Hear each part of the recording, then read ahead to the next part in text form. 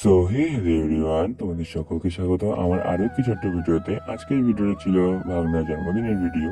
তোমরা তো কিছুদিন আগে আমার পোস্ট দেখে বুঝতেই পেরেছিলে যে ভাগনার জন্মদিন এর মধ্যেই গেছে, আর সেই ভিডিও আজকে তোমাদের সাথে শেয়ার করতে চলেছি।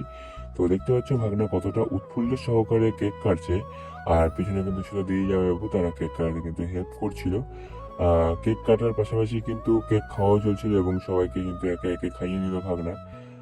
আমার এখনো চোখ বন্ধ করলে মনে পড়ে আজ থেকে ঠিক 4 বছর আগে এই দিনেই কিন্তু আমরা রাত্রে দিদিকে নিয়ে হসপিটাল দিকে এগিয়ে যাই ভাগনার জন্য।